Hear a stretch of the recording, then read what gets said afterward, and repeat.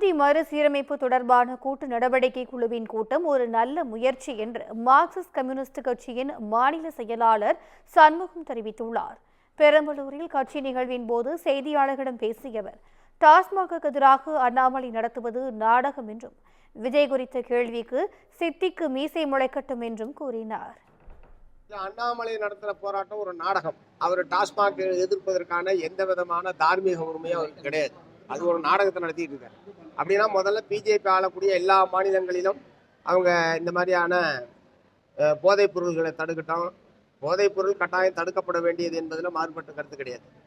அதே மாதிரி இந்த அரசாங்கமே இந்த மாதிரியான விற்பனையில் ஈடுபடுவது என்பது தடுக்கப்பட வேண்டும் என்பதிலும் மாறுபட்ட கருத்து. அதை சொல்றதுக்கான ஒரு தகுதி அண்ணாமலை கிடையாது. தோழர்களே, மக்களை பாதிக்கக்கூடிய பிரச்சனைகள் மீது அது திமுக ஆட்சியில் இருந்தாலும் அண்ணா திமுக ஆட்சியில் இருந்தாலும் மக்கள் நலனை பாதிக்கிறது என்று சொன்னால் அந்த பிரச்சனையில் மார்க்சிஸ்ட் கம்யூனிஸ்ட் கட்சி தன்னுடைய சொந்த நிலைப்பாட்டிலிருந்து அதற்கான போராட்டத்தை நடத்தும்.